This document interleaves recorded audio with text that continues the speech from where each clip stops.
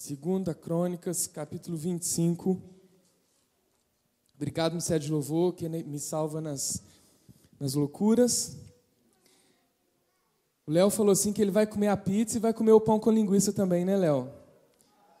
Não era para contar para a igreja, não? Ah, desculpa. É, né? Está fortinho, né? O Iudo. Vai comer os dois. Tem que fazer igual o Léo, viu? Come a pizza e come o pão com linguiça. Glória a Deus. Vamos lá. Segunda Crônicas, lá no Antigo Testamento, capítulo 25. O reinado de Amazias, rei de Judá. Amazias tinha 25 anos de idade quando começou a reinar e reinou 29 anos em Jerusalém. O nome de sua mãe era Jeoadã. Ela era de Jerusalém. Ele fez o que o Senhor aprova, mas não de todo o coração. Quando sentiu que tinha o reino sob o seu pleno controle, mandou executar os oficiais que haviam assassinado o rei, seu pai.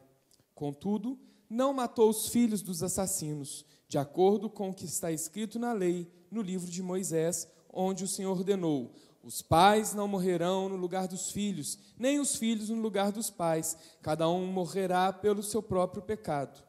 Amazias reuniu os homens de Judá e, de acordo com as suas respectivas famílias, nomeou chefes de 1.000, de 100, em todo Judá e Benjamim. Então convocou todos os homens com mais de 20 anos e constatou que havia 300.000 homens prontos para o serviço militar, capazes de empunhar a lança e o escudo. Também contratou em Israel 100.000 homens de combate pelo valor de 3,5 toneladas de prata. Entretanto, um homem de Deus foi até ele e lhe disse: ó rei, essas tropas de Israel não devem marchar com você, pois o Senhor não está com Israel, não está com ninguém do povo de Efraim. Mesmo que vá e combata corajosamente, Deus o derrotará diante do inimigo, pois tem poder para dar a vitória e a derrota. Amazias perguntou ao homem de Deus: mas, e as 3,5 toneladas de prata que paguei a essas tropas israelitas? Ele respondeu: o Senhor pode dar-lhe muito mais do que isso. Então Amazias mandou de volta os soldados de Efraim. Eles ficaram furiosos com Judá e foram embora indignados. Amazias encheu-se de coragem e conduziu o seu exército até o Vale do Sal, onde matou 10.000 homens de Seir. Também capturou outros 10.000, que levou para o alto de um penhasco e atirou de lá, e todos eles se espatifaram. Amém? Pode se sentar. Deixa a sua Bíblia aberta aí. Senhor, em nome de Jesus, que o Senhor fale conosco nessa noite. Coloca a minha vida diante de Ti, a vida de cada um aqui, Senhor, que estejamos dispostos a aprender mais, com o coração aberto para ouvir mais do Senhor para nós, ó Deus. Em nome de Jesus, amém. Quantos já tinham ouvido falar da história do rei Amazias aí? Pouca gente, então nós temos que ler mais a Bíblia, amém, irmãos? Amazias era um rei de Judá, e Judá era considerado o reino do sul, e esse rei viveu quase 800 anos antes da vinda de Jesus, ou seja, foi 796 anos antes de Cristo que essa história aconteceu. E Amazias, ele foi o 9º rei de Judá. Então, depois que começou a ter rei, ele foi o 9º rei. E a Bíblia diz que esse rei, ele começou a governar de acordo com a vontade do Senhor. Ele foi um rei próspero, um rei poderoso. Ele fez o que o Senhor aprovava. Se puder acender a luz daqui, por gentileza, que está um pouquinho escuro aqui para mim. E ele foi um bom rei durante um certo tempo. Obrigado.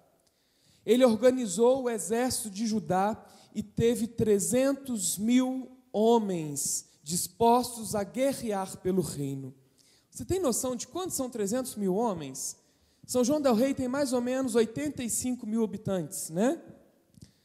São quase 4 vezes a população de São João del Rei. Imagina um exército 4 vezes maior que todo mundo que mora em São João del Rei. É muita gente, não é? É ou não? Sim, sim. Algum militar aqui pode me falar atualmente quanto o exército brasileiro tem de homens? Tem algum militar? Fala aí, Júlio. 200 mil. Ou seja, esse rei tinha 100 mil homens a mais que todo o exército brasileiro tem hoje. Era muita gente ou não era? Sim. E aí a Bíblia conta nesse trecho que nós lemos, o quê? Que ele estava em guerra com Edom. E o que ele fez? Ele já tinha 300 mil. E o que ele fez?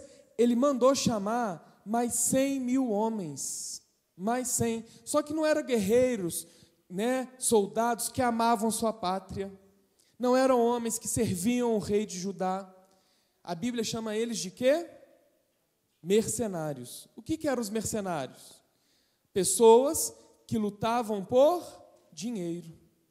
Eles não tinham amor à pátria, não tinham amor àquela terra. Eles eram mercenários. Qualquer pessoa a gente chama hoje, né? Aquele fulano é mercenário. Por quê? Ama o dinheiro, fazia tudo pelo dinheiro. E aí o que aconteceu? Deus não queria que ele chamasse esses mercenários. Deus vai e envia quem? Que nós lemos aí? Um profeta para falar com ele. O rei, não é para você chamar esses mercenários, não. Vai sozinho com o seu exército. Trazendo para o português de hoje, né? E aí o que o rei fez? Olhou todo aquele dinheiro que ele tinha pago para aquele exército. Foram 3,5 toneladas de prata. E aí ele questiona o profeta, fala, mas e o dinheiro que eu dei? E o dinheiro que eu paguei eles? Aí o que o profeta diz para ele? O Senhor pode dar-lhe muito mais do que isso. O que nós vemos aqui? Um coração apegado ao dinheiro, sendo que Deus tem muito mais para dar. O profeta queria que o rei, né, Deus queria, né, usou o profeta para falar que o rei desapegasse daquele dinheiro e liberasse aquele exército, porque algo precioso Deus daria, muito mais, porque Deus, a Bíblia diz que Ele é o dono do ouro e da prata. E quantas vezes na nossa vida nós estamos apegados àquilo, às 3,5 toneladas de prata, sendo que Deus está requerendo de nós que a gente libere. Que a gente libere. Aqui está usando o dinheiro, mas são tantas outras coisas que Deus pede para nós liberarmos. O pecado, os vícios, os prazeres. Nós não devemos investir dinheiro, tempo, dedicação em coisas erradas. Deus pode nos dar muito mais. Como o profeta disse para o rei aqui, precisamos largar tudo que nos afasta do centro da vontade de Deus. Amém? O rei Amazias, então, ele toma uma decisão. Qual que foi a decisão dele? Ele vai, obedece o profeta e libera aquele exército. Ele liberou aquele exército para voltar para o norte, que era a terra deles, era lá no norte, lá em cima. Mas o rei estava lutando com Edom. E o rei então libera eles, e eles saem injuriados, porque eles queriam lutar, eles ganharam para aquilo. Ganharam 3,5 toneladas de prata. Mas não era a vontade do Senhor, e o rei Amazias decidiu obedecer. E o que aconteceu com essa obediência dele? A Bíblia diz que a obediência traz bênçãos. Então o rei encheu-se de coragem e conduziu aquele exército de 300 mil homens contra Edom. E o que aconteceu com a obediência dele? Ele venceu a batalha. Nós lemos aí que ele matou 10 mil homens e depois mais 10 mil, jogando o penhasco. Naquela época era diferente de hoje, amém, irmãos? Nós estamos falando aqui do Antigo Testamento, o povo matava mesmo, né? Hoje não é assim mais, graças a Deus, né? E o rei venceu aquela batalha contra Edom, por quê? O Senhor era com ele, e ele obedeceu, ele estava alinhado com a vontade do Senhor. E quando nós, cristãos, estamos alinhados com a vontade do Senhor, o que vem sobre as nossas vidas? Bênçãos e vitórias. Mas nós precisamos estar sobre a obediência. sobre alinhado com a palavra, obedecendo o que a palavra diz, que tudo que nós somos, o que nós temos, o que nós devemos fazer. Existe uma submissão que é necessária nas nossas vidas para que nós sejamos abençoados. E quantas vezes nós desobedecemos a palavra do Senhor? E a bênção não vem. E a gente questiona Deus, questiona a Bíblia. Ah, mas a Bíblia não diz que em todas as coisas eu sou mais que vencedor? Sim, mas a Bíblia também requer de nós um posicionamento. Amém? E tem muito pastor pregando aí, não pregando isso. Só prega a bênção, mas cadê o nosso posicionamento, a nossa responsabilidade, a nossa obediência à palavra? Tudo isso caminha junto. Amém? E aí, o rei foi vencedor, ganhou a batalha, mas ele errou numa coisa.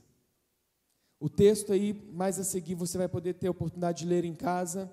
Diz que o rei trouxe algumas coisas daquele reino que ele destruiu. O que ele trouxe? Ídolos, deuses, que eram deuses pagãos. Ele se esqueceu do Senhor. E ele trouxe coisas pagãs, coisas do mundo, né? Deuses pagãos para o reino dele. E ainda conta mais, a palavra do Senhor conta. E ele fez, sabe o quê? Acendeu incensos e começou a adorar os ídolos, se esquecendo daquilo que o Senhor era na vida dele, de quem ele era em Deus. E aí novamente Deus manda o profeta até o rei Amazias. O Deus se virou contra ele e o profeta foi lá para advertir o rei. Lá no versículo 15, olha aí, olha o que diz o versículo 15. Então a ira do Senhor acendeu contra Amazias, e ele lhe enviou um profeta que disse ao rei: por que você consulta os deuses desse povo, deuses que nem o seu povo puderam salvar? O profeta questionou o rei: ô seu tonto, como que você está adorando os deuses deles, se nem eles conseguiu, o Deus dele conseguiu salvar eles? Você é doido, cara. E aí o rei, sabe o que ele fez? Ao invés de se converter dos seus maus caminhos, ao invés de ele retornar ao centro da vontade do Senhor, ele ignorou o profeta. Quantos de nós temos ignorado os profetas de Deus nas nossas vidas? Quantos de nós não tem dado ouvidos ao que o Senhor fala, ao que Deus requer de nós? Sabe qual foi a consequência disso? Desse desprezo que o rei deu ao profeta? Ele ainda ironizou o profeta. Quer ver no versículo 16 o que fala? Diz assim: enquanto o profeta ainda falava, o rei interrompeu: por acaso nós o nomeamos conselheiro do rei? Pare, por que você quer ser morto? Ou seja, eu não te perguntei, eu não te coloquei como meu conselheiro, para que você está vindo falar aqui? Você quer morrer? É isso que o rei está falando para ele. O rei repudiou a orientação que Deus deu através do profeta. E aí, quantos de nós temos ignorado? Temos agido por nós mesmos, por nossa vontade, por nosso orgulho. E nesse texto que nós vemos, que nós estamos vendo aqui hoje, ele trata muito conosco, começou comigo, sobre orgulho. E orgulho não tem nada a ver com dinheiro, com poder, dinheiro. Porque tem muito pobre orgulhoso também, não é só rico não. Minha avó falava, né? Minha avó era muito engraçada. Ela falava: que é isso que lá come angu e arrota lombo? É uma pessoa orgulhosa. Nós não... Sangue de Jesus tem poder, converte.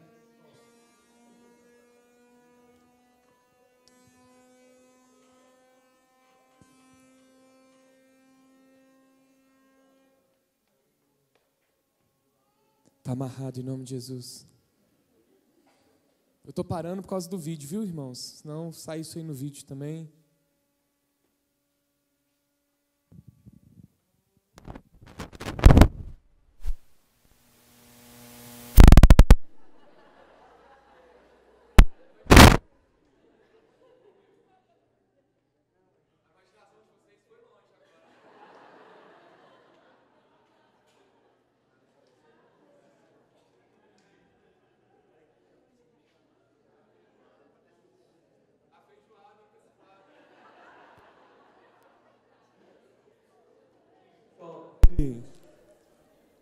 Raquel, depois você avisa o Marcinho para cortar esse pedaço, fazendo favor, tá? Oh, Jesus, até perdi onde que eu estava. O que eu falei? Ah, que a rota lomba, né? Veio o arroto e o pum junto. Oh, você vê? Oh, Jesus, esse pastor é doido mesmo, tem jeito não. E aí, então, o que acontece? Orgulho, o rei não quis ouvir a orientação de Deus pelo profeta. E aí o profeta, como ousado, homem de Deus, ele ainda vai lá, ainda confronta mais ainda o rei, com medo de morrer, né? O rei já ameaçou ele de morte.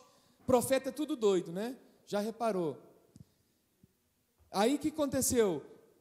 Na parte B do versículo 16, o que fala aqui? O profeta foi ainda cutucou o rei. A parte B do versículo diz assim: o profeta parou, mas disse: sei que Deus decidiu destruí-lo, porque você fez tudo isso e não deu atenção ao meu conselho. Olha que pesado. O homem que servia o Senhor, era alinhado com a vontade de Deus, foi abençoado, ganhou a guerra, tornou-se poderoso, e agora Deus decidiu destruí-lo, por causa da desobediência. Por causa da desobediência. E aí então, o profeta foi e questionou ele e falou que Deus ia destruí-lo. Nós temos que dar atenção ao que Deus está falando, amém?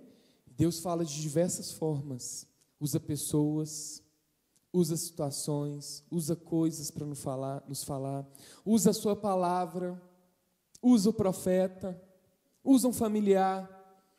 E nós, como cristãos, temos que estar de ouvidos atentos ao que o Senhor está falando conosco. Nós precisamos ser humildes e não agir como esse rei Amazias, que deixou o coração dele ser tomado pelo orgulho. Deus usa pessoas para nos alertar dos nossos maus caminhos. Por causa disso, sabe o que aconteceu? Por causa dessa desobediência do rei, dessa arrogância. Vocês lembram lá o exército mercenário, lá atrás, que eu contei, que o rei dispensou? Lembram? Mandou de volta para o reino do norte. Sabe o que eles aprontaram? A Bíblia diz aí, que eles voltaram saqueando as cidades e matando pessoas. Porque eles ficaram com fome, ficaram enfurecidos e saíram destruindo as cidades do rei Amazias, o que tinha pago para ele. A Bíblia conta aí, mais para frente, que eles mataram mais ou menos 3.000 pessoas. 3.000 pessoas. Olha a consequência de uma desobediência. A consequência do pecado na vida do rei. Por causa de orgulho. Ele era o poderoso, ele ganhou, ninguém manda nele, ele é o rei. Quem é um profetinha de nada para vir falar comigo? Que é isso, pastor? Eu tenho doutorado, só quer vir me dar lição de moral? Tem muito analfabeto que vai subir e muito doutor que vai ficar. Um título não faz de você melhor que ninguém. Não nos faz melhor que ninguém, amém? Nós precisamos ser humildes e deixar o nosso orgulho de lado. E aí o que acontece? O rei, vendo toda aquela situação, o rei fica enfurecido e declara guerra contra o rei Joás, que era o rei do norte, da onde aquele exército era. Mas o rei tinha culpa? O rei do norte? Não, porque era um exército mercenário. E aí o rei Amazias vai e declara para Joás o quê? Declara guerra para ele. Declara guerra. E o rei Joás, então, no versículo 19, vamos ler aí, olha o que o rei Joás fala para o rei Amazias. Tu dizes a ti mesmo que derrotaste Edom, e agora estás arrogante e orgulhoso. Mas fique em casa, por que provocar uma desgraça que te levará e Judá contigo à ruína? Essa foi a resposta do rei Joás. Trazendo para o português atual, meu filho, não é porque você ganhou de Edom, que você destruiu eles, que você ficou orgulhoso e agora vai achar que vai destruir esse reino que eu governo. Fica aí na sua, porque se você vier, eu vou acabar com você, eu vou te detonar. Foi isso ou não foi que ele falou aí? trazendo para o português atual. Foi isso. E o rei Amazias se intimidou? Não. Por quê? Ele estava vaidoso, ele estava cego e surdo, não queria ouvir ninguém, porque ele estava se achando. E quantos de nós temos agido como o rei Amazias? Somos confrontados, somos afrontados e deixamos que o nosso orgulho fale mais alto. A gente quer vingar, a gente quer dar o troco. Nós não podemos agir assim. Não é isso que a Bíblia nos ensina, amém? Amém, irmãos? Amém. Não é assim que a Bíblia nos ensina. E aí diz a Bíblia que o rei Amazias foi derrotado pelo rei do norte. O exército dele foi derrotado. E sabe o que aconteceu com o rei Amazias? Ele foi levado como prisioneiro comum, segundo a Bíblia. E sabe o que é um prisioneiro comum? O que é um prisioneiro comum nessa época? Virava escravo. O rei Amazias, o todo-poderoso, o orgulhoso, foi levado como escravo pelo rei do norte. E onde ficou todo aquele orgulho, toda aquela potência, toda aquela força? Em lugar nenhum, sabe por quê? Tudo vem de Deus. Tudo vem do Senhor.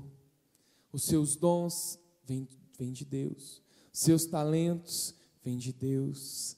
O seu dinheiro vem de Deus. A sua família vem de Deus. A sua casa vem de Deus. Tudo vem dele. Tudo é para ele. Amém? E aí a Bíblia conta aí mais para frente que Joás destruiu parte do muro da cidade e entrou na cidade. E ele saqueou todo o ouro, toda a prata e todos os utensílios que tinham no templo e também no palácio real. Ou seja, ele deixou aquele reino pobre, na miséria, sem nada. Levou toda a fortuna daquele reino. E o rei Amazias, que foi lá como escravo, os próprios oficiais que eram do exército dele, armaram contra ele e o mataram. Porque eles queriam vingança. É Deus quem dá a vitória, amém? É Deus. Nós não podemos lutar por nós mesmos, diante das situações, da enfermidade, da dificuldade, da falta de emprego. Com as nossas forças nós não vamos conseguir vencer. Nós precisamos do Senhor em todo o tempo. E nós precisamos reconhecer isso, que sem Ele nós não somos nada, nada, nada. Nós precisamos ter cuidado com o orgulho, que o orgulho pode nos levar à queda. O orgulho nos faz pensar que somos melhores do que outras pessoas. E nós não podemos pensar nunca. A Bíblia diz que nós temos que olhar para o outro e considerá-lo maior do que nós. Então, como que porque você estudou, você é alguma coisa? Não. Você pode ser profissionalmente, mas diante do Senhor, não. Todos nós somos filhos e filhas amadas. Nós não podemos deixar o orgulho tomar conta do nosso coração. É Deus quem nos ajuda a ter sucesso em todas as áreas da nossa vida. Não é o seu esforço, é a força que o Senhor coloca em você. Amém? É Deus quem dá o talento e a sabedoria necessária para que a gente vença esse mundo. E o que aconteceu com o reino do rei Amazias? Ficou lá destruído, detonado. E quem assumiu o reino ali então? O filho do rei Amazias, o rei Uzias. Com 16 anos, ele teve que assumir o trono do pai, que tinha sido levado como escravo, e o reino ficou todo destruído. E o rei Uzias, então, com 16 anos, assume o reino do pai. E aqui no capítulo 26, vamos lá no 26, abre aí no versículo 4 e 5. Olha o que a Bíblia declara sobre o rei Uzias, esse jovem rei que assumiu no lugar do pai. Versículos 4 e 5. Ele, falando de Uzias, fez o que o Senhor aprova, tal como seu pai Amazias, e buscou a Deus durante a vida de Zacarias, que o instruiu no temor de Deus, enquanto buscou ao Senhor. Enquanto buscou o Senhor, Deus o fez prosperar. Enquanto ele estava buscando o Senhor, seguindo a vontade do Senhor, Deus o fez prosperar. E assim é na nossa vida. Nós somos prósperos quando nós estamos debaixo da mão poderosa do Senhor. Nós somos prósperos, prósperos aqui não é só questão financeira não, em todas as áreas da nossa vida. Enquanto nós estamos como cristãos unidos ao corpo. Eu sou o corpo de Cristo, porque eu estou ligado ao corpo. Amém? Nós somos vencedores em Deus. A Bíblia diz o quê? Que as portas do inferno não prevalecerão contra a igreja. Quem é a igreja aqui? Somos nós. Então as portas do inferno não prevalecerão contra nós. Mas tem um porém. Enquanto nós formos igreja. Enquanto nós formos igreja.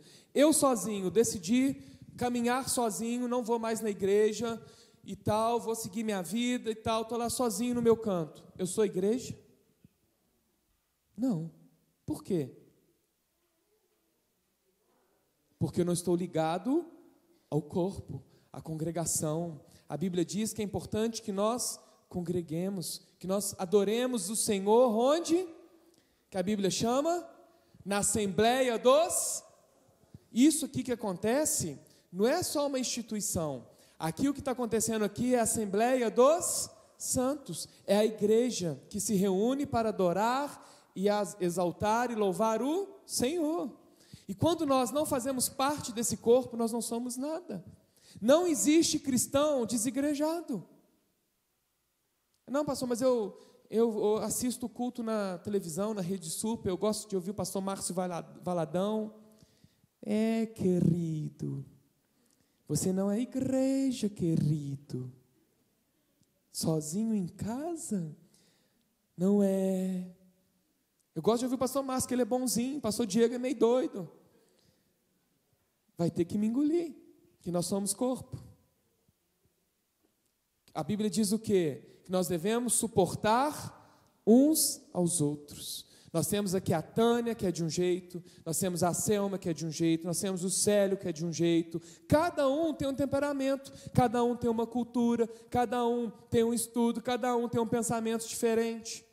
Se eu desse um tema aqui hoje, falar de uma laranja, cada um aqui, das quase 200 pessoas que tem aqui dentro hoje, teria uma coisa para falar diferente da laranja.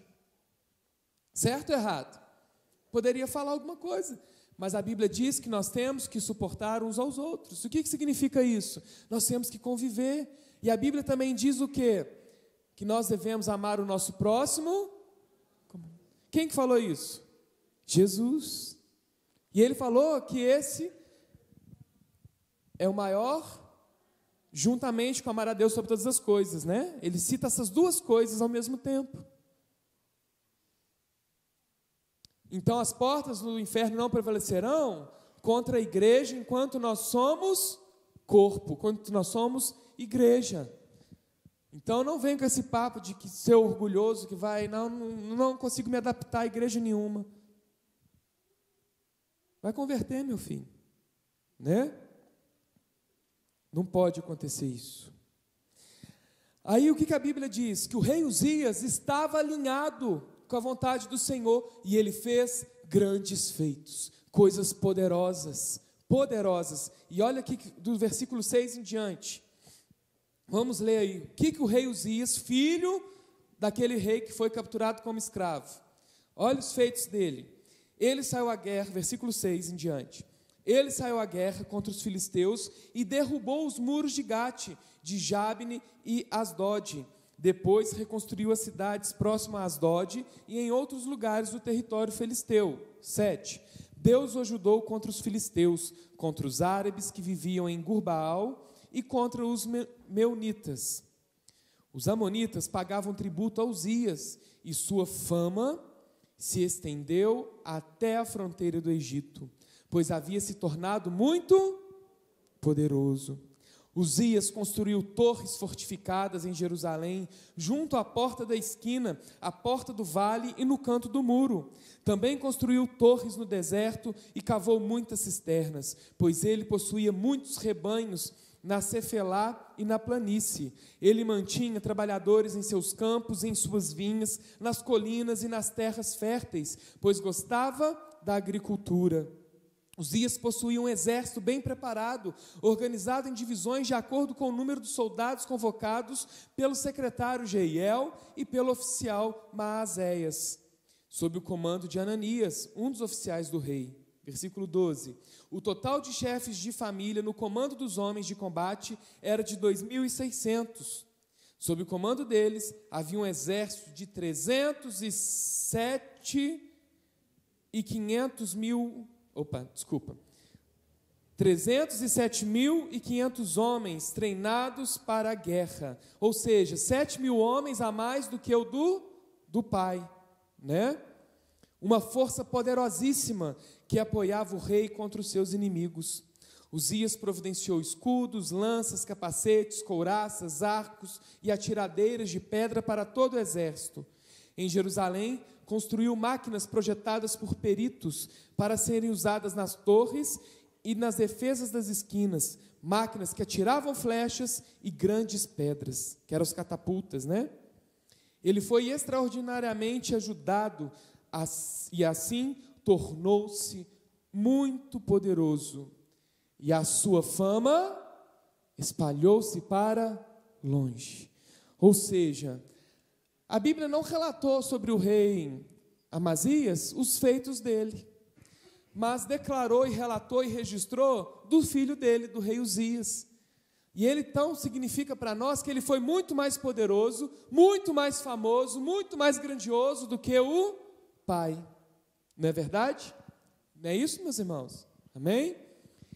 E o que aconteceu com ele? Com o rei Uzias? O que aconteceu com ele? A sua fama, o seu orgulho, o seu talento dominou o seu coração, assim como o seu pai. E o que de diferente ele fez do pai? Ele quis exercer uma coisa que ele não foi chamado. Ele foi chamado para ser rei. Mas sabe o que ele quis fazer? Ele quis usurpar da atividade sacerdotal no templo. Ele quis ser um sacerdote. Ele foi lá no templo para acender incenso e adorar o Senhor lá dentro do templo. E quem podia naquela época entrar lá? Somente os sacerdotes. Era uma lei, era uma ordem de Deus. Mas o rei Uzias, teimoso, falou assim: não, eu sou o rei, eu vou fazer. Eu sou o pastor. Entra aqui debaixo. Entra aqui debaixo. Eu sou o pastor, você tem que me obedecer. Tem muito pastor agindo assim. Tem muito líder sufocando os seus liderados, desgastando emocionalmente as pessoas que estão ao seu redor, porque acha que tem poder. Tudo vem de Deus, tudo é para Deus, nós não somos nada. Amém? Nós não somos nada. E o rei Uzias, achando que ele era poderoso, que ele podia ir lá, a fazer tudo aquilo lá que os sacerdotes faziam. E os sacerdotes eram o quê? Passado de geração a geração. A linhagem sacerdotal era passada de pai para filho. O rei Uzias não era dessa linhagem. Ele não podia ter entrado no templo e feito aquilo. E os sacerdotes então expulsam ele de lá, começam a querer expulsar ele, mas uma coisa acontece. O quê? Ele fica leproso. A lepra, naquele momento, toma conta da sua testa e depois do seu corpo. O homem todo poderoso, todo vaidoso, arrogante, ficou leproso. E o que acontecia com um leproso naquela época? Era expulso da cidade. Ou seja, o rei Uzias, o todo-poderoso, foi expulso do seu próprio reino, por causa da lepra. Por quê? Porque quis ocupar um lugar que o Senhor não estabeleceu para ele, por causa de orgulho. E quantas pessoas nós temos visto querendo ocupar o lugar que Deus não chamou? Nós precisamos saber qual a nossa posição em Deus, para onde Deus nos chamou. Amém? Contei de manhã aqui, eu vou contar agora à noite, né? De manhã ele não estava, mas agora à noite ele está aqui, mas amém, ele vai continuar me amando. Um tempo atrás, um irmão dessa igreja me procurou, falou assim: pastor, eu estou aqui apavorado, porque eu fui chamado pastor, e eu amo a vida desse irmão, né?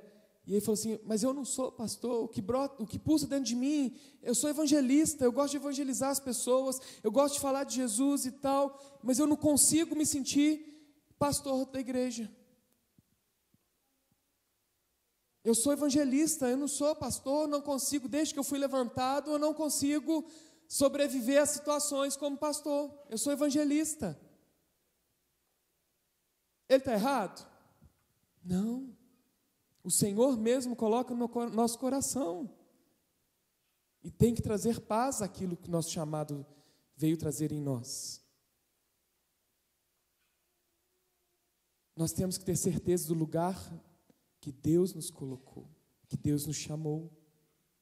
E nós temos que estar em paz com isso. Mas também do lado oposto, tem gente que gosta de falar toda hora: eu tenho chamado pastoral.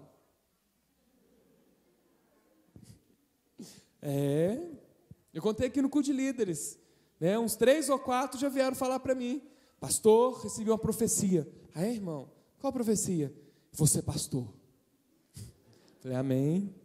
Na hora certa Deus vai, né, te honrar. Deus vai ter que falar com o pastor que estiver aqui. Se não for eu, se for outro, né, Deus vai falar. Nós não devemos forçar portas no ministério do Senhor, amém? O que Deus tem reservado para cada um de nós vai acontecer na hora certa. Não precisamos nos autoafirmar, não precisamos levantar a bandeira de quem nós somos em Deus.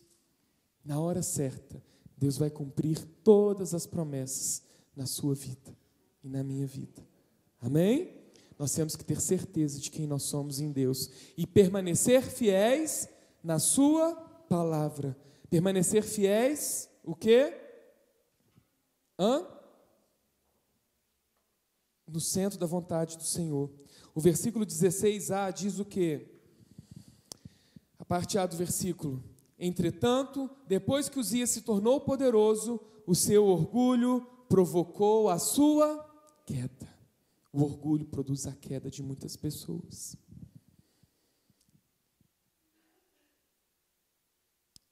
Nós estávamos numa reunião e uma determinada pessoa falou assim: que é isso?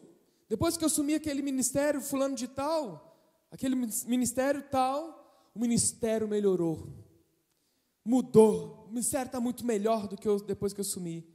Aí a pastora Carolina, agora eu vou falar pastora, né? Veio com uma rajada voadora de 7 estrelas assim, e falou assim: talvez você seja muito bom para essa igreja. Por quê? Porque tudo vem do Senhor. Uma pessoa orgulhosa,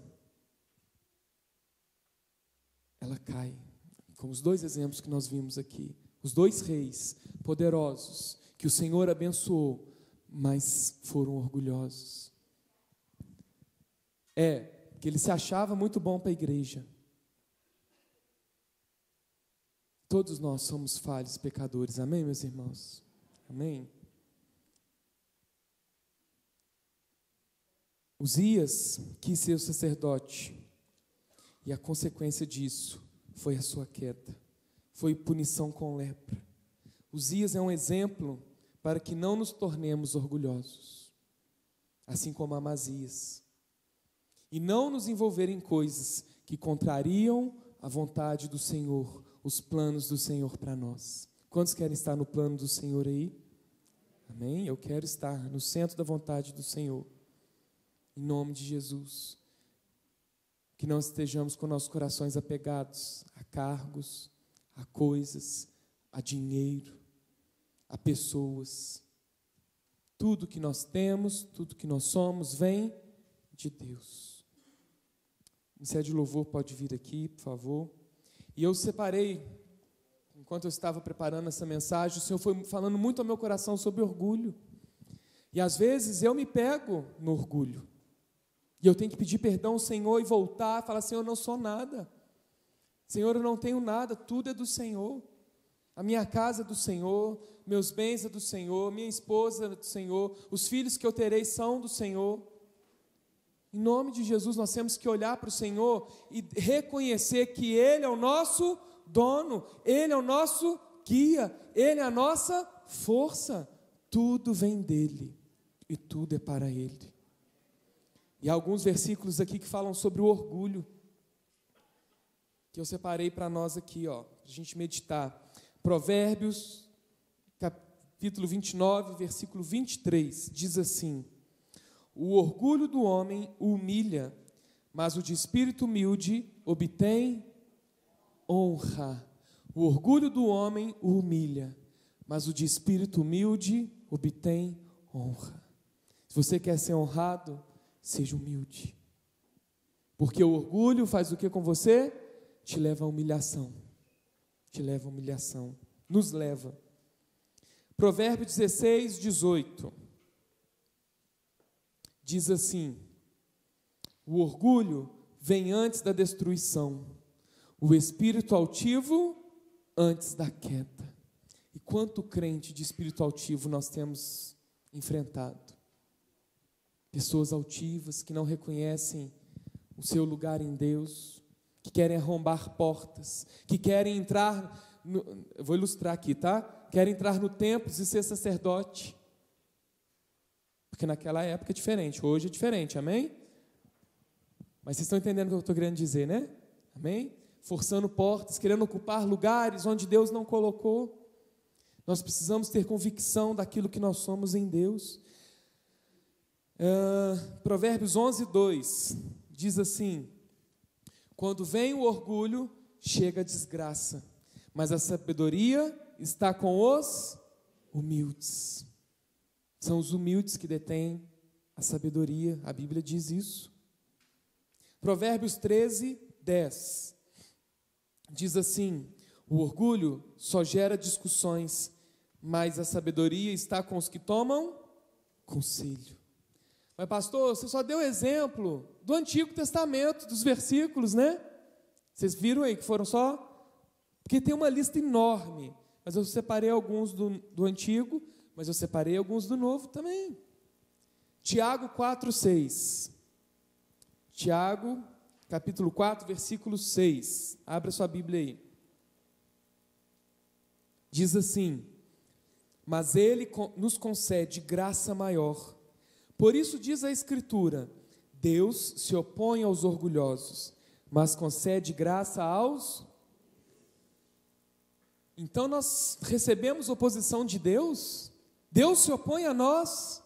Sim, a palavra declara isso. Deus se opõe aos orgulhosos.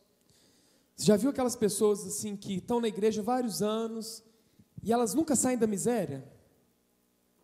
Nunca saem da miséria espiritual, da miséria financeira, da miséria fraternal, está sempre na miséria. Por quê? Porque precisa se converter e viver mais a Bíblia. Tem que deixar o orgulho de lado e viver em comunhão com os irmãos, suportando uns aos outros, não falando mal uns dos outros. E se nós somos fortes em Deus, nós somos uma igreja forte. Se nós somos fracos diante de Deus, nós somos uma igreja fraca. E Deus não nos chamou para ser fracos, amém? Deus nos chamou para sermos fortes. E nós seremos fortes se nós formos humildes e termos o Senhor ao nosso lado. Em nome de Jesus. Deus se opõe aos orgulhosos. Em 1 Pedro capítulo 5, versículos 5 e 6, diz assim: Deus se opõe aos orgulhosos, mas concede graça aos humildes. Portanto, humilhem-se debaixo da poderosa mão de Deus, para que Ele os exalte no tempo. Deus quer te exaltar. Você é filho e filha amada. O que está te impedindo? O seu orgulho. O orgulho, que às vezes tenta nos dominar. E eu também tenho que lutar contra isso. Eu tenho, a pastora Carolina tem, todos nós temos que lutar contra o nosso orgulho e reconhecer que nós não somos nada diante da mão poderosa do Senhor. Nós não somos nada. Tem mais um versículo que eu quero ler. Tenham a mesma, Romanos 12:16. Tenham uma mesma atitude uns com os outros. Não sejam orgulhosos, mas sejam dispostos a associar-se a pessoas de posição inferior. Não sejam sábios aos seus próprios olhos. Não é aquilo que você tem que vai definir você. Não é aquilo que você não tem que vai definir você. O que vai definir você?